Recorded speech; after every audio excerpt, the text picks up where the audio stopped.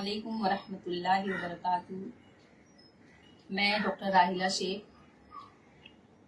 As a यूनानी consultant and cupping expert and trainer Kurla hijama house में at present practice करती हूँ।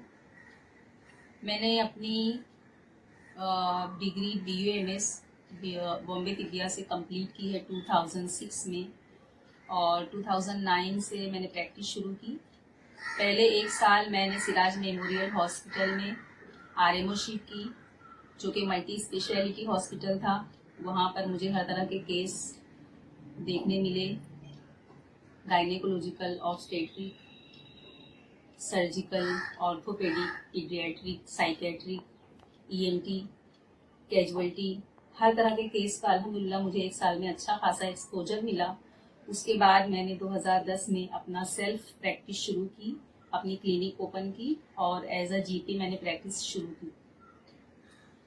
4-6 महीने की प्रैक्टिस के बाद मुझे ऐसा महसूस हुआ कि जो एक्यूट केसेस हैं, एक्यूट इन्फेक्शन के पेशेंट्स हैं, वो तो हम ट्रीटमेंट कर लेते हैं क्लिनिक में, लेकिन जो diabetes, blood pressure, thyroid, infertility, ENT, ये सारे केसेस हैं, उसके लिए हमें MD को रिफ़र करना पड़ता है।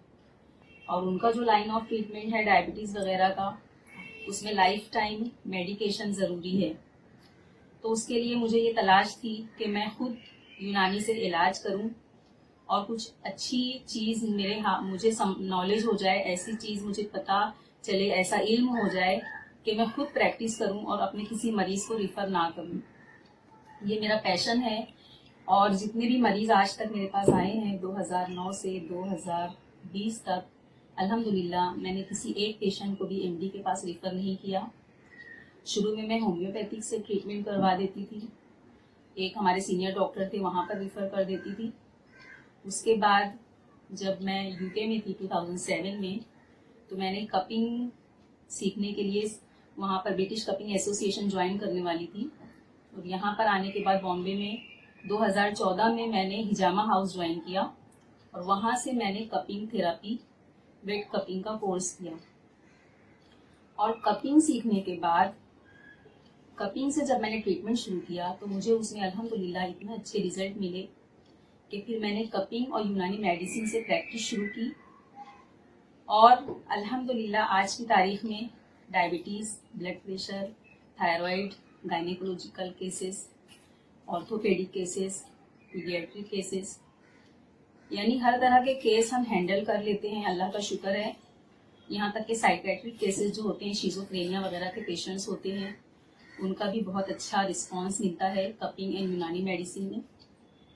और आज का मेरा टॉपिक है common gynaecological symptoms, common gynaecological disorders. इसके जो पेशेंट होते हैं, PCOS हो गया, यूटेराइन फाइब्रॉइड, ये ट्यूबल ब्लॉकेज के पेशेंट्स हो गए, वजाइनल डिस्चार्ज के पेशेंट्स हो गए, endometriosis, infection, incontinence of urine, infertility, ऐसे बहुत सारे केसेस हमारे पास आते हैं। और मेरा ये एक्सपीरियंस रहा है कि जो इनफर्टिलिटी के केसेस हैं, 70% इनका रीज़न जो है PCOS है। इसीलिए मेरा आज का टॉपिक है PCOS, polycystic ovarian syndrome. Actually PCOS ये कोई बीमारी नहीं है, बल्कि this is a set of symptoms due to elevated androgen hormones in female. और इसका जो रूट कॉज है, किताबों में लिखा हुआ है कि जेनेटिक फैक्टर है, इन्वायरमेंटल फैक्टर है, लेकिन आजकल की जो लाइफ स्टाइल है, सेडेंट्री लाइफ स्टाइल, खाने पीने में लापरवाही, फ्राइड चीज़ें बहुत खाना, चिकन खाना, कोल्ड ड्रिंक, हॉट ड्रिंक का इस्तेमाल करना, एक्सरसाइज ना करना, ये सारे रीज़न जो हैं PCOS के मेन कॉजेज़ हैं। अब ये सिंड्रोम है, इसका मतलब है कि ये सिर्फ ओवरी को इफेक्ट नहीं करता, बल्कि दूसरे जो सिस्टम है उस पर भी असरअंदाज होता है। और इसके अलग अलग जो सिम्टम्स होते हैं, हर मरीज़ को एक सारे सिम्टम्स नहीं होते। किसी को एक्सेस हेयर का प्रॉब्लम होता है, किसी को एक्ने का प्रॉब्लम होता है, किसी को वेट गेन का प्रॉब्लम होता है, या किसी को मेंस्ट्रुअल डिसऑर्डर होते हैं, किसी को बहुत ज़्यादा ब्लीडिंग हो रही है, किसी को ब्लीडिंग कम हो रही है, किसी को बच्चे नहीं होते शादी के बाद, तो ये सारे रीज़न PCOS के मरीजों में होते हैं। हमारे पास मरीज आते हैं तो उनका ये सवाल होता है कि डॉक्टर मेरे चेहरे पे बहुत एक्नी है, क्या चेहरे पे हिजामा करने से ठीक हो जाएगा? लेकिन उसे हम ये जवाब देते हैं कि हिजामा चेहरे पे नहीं किया जाएगा, बल्कि रूट कॉज रूल आउट करना पड़ेगा और उसके हिसाब से हम आपका ट्रीटमेंट करेंगे। PCOS का रूट कॉज जो है एक्चुअली किडनी एंड लीवर, ये 2 ऑर्गन मेन हैं। जो एक्सेस हेयर का प्रॉब्लम इसमें होता है, हिर्सुटिज्म जिसे कहते हैं मेडिकल टर्म में, तो ये एक्सेस हीट होती है एक्चुअली। अगर हम TCM के अकॉर्डिंगली देखें ट्रेडिशनल चाइनीज मेडिसिन, तो एक्सेस हीट मतलब लीवर का प्रॉब्लम होता है, लीवर में हीट ज़्यादा होने से प्रॉब्लम होती है, इसलिए हमें लीवर का ट्रीटमेंट करना बहुत ज़रूरी है। और जो जेनेटिक कॉज है वो TCM में ये माना जाता है कि किडनी उसका मेन कॉज है। जो मेंस्ट्रुअल डिसऑर्डर्स हैं, किसी को एब्सेंस ऑफ मेंस्ट्रुएशन है, किसी को बहुत कम ब्लीडिंग हो रही है, किसी को ज़्यादा ब्लीडिंग होती है, ये सारे जो रीज़न है इसका भी रूट कॉज एक्चुअली किडनी होता है। इसीलिए हम किडनी और लीवर को इम्पोर्टेंस देते हैं।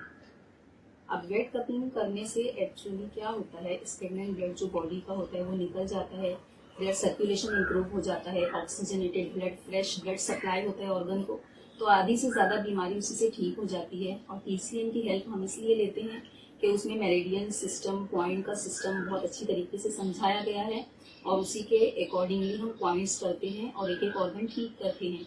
तो रूट कॉज पर जब हम ट्रीटमेंट करते हैं तो पेशेंट मुकम्मल तौर से ठीक हो जाता है।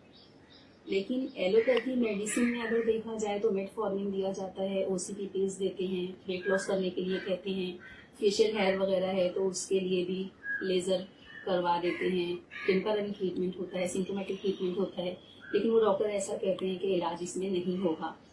लेकिन इलाज हर बीमारी का है, अगर हम सुन्नत के तरीके से इलाज करें, यूनानी मेडिसिन के तरीके से इलाज करें, तो हर बीमारी का इलाज है अल्हम्दुलिल्लाह। और इस इलाज के साथ साथ हमें प्रोफेटिक डाइट पर भी बहुत ज़्यादा इम्पोर्टेंस देना पड़ता है। कभी पेशेंट डाइट का सही इस्तेमाल नहीं कर रहे हैं तो वो भी बीमारी इसकी वजह से भी ठीक नहीं होती है।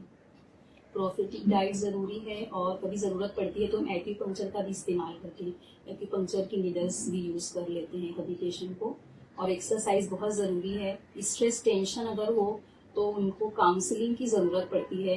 इस तरह हॉलिस्टिक अप्रोच जो होता है ये ज़रूरी है ट्रीटमेंट करने के लिए। रूट कॉज मालूम करना ज़रूरी है और फिर उसके हिसाब से इलाज करेंगे तो PCOS के पेशेंट ठीक हो जाते हैं, इनफर्टिलिटी रिजॉल्व हो जाता है अल्हम्दुलिल्लाह। अभी नेक्स्ट वीडियो में हम आपको जो प्रोफेटिक डाइट है उसके बारे में पूरी गाइडलाइन करेंगे।